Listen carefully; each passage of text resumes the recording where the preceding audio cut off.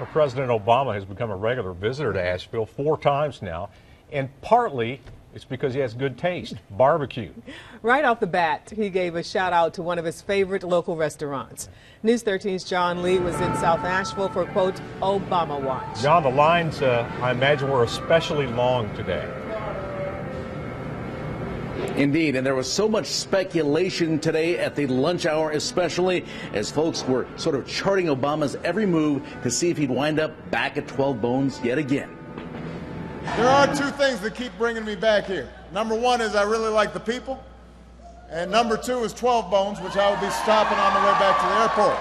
With those words, there was no doubt pork spending was part of the president's plan. It was perfect because we didn't have school today, so I was able to come down. At 12 Bones South, the line gets long, some bearing books. So I'd love to get him to sign it. Shugy Land just wants a hug. I'm going to see President Barack Obama. He's our president. I'm so excited. Obama, the source of lunch conversation, no matter what side of the aisle you're on. Traffic's all screwed up. I'd rather him stay in Washington, D.C. and do what he's supposed to do. I think President Obama is a great leader.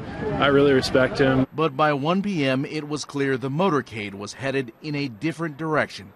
Turns out Mr. Obama did get barbecue. The order was written on Air Force One stationery. But oops, the Secret Service called the river location, which may have thrown off plans for a personal visit in South Asheville. He mentioned that he made a mistake and he's supposed to be at the other store. It's 10887. Half racker ribs, pulled pork plate. Hail to the chief's order, make it to go. Pulled pork sandwich for chips.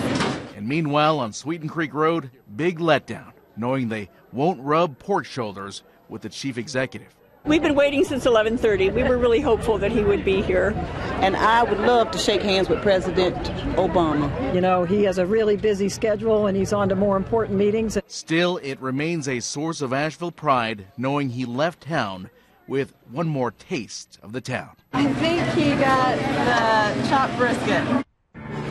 So a big crowd here in South Asheville, but did it translate to the register? Well, according to the manager, a lot of people, but bottom line, in terms of revenue, he doesn't expect an above average day. A lot of folks just here to look and see if Mr. Obama would arrive.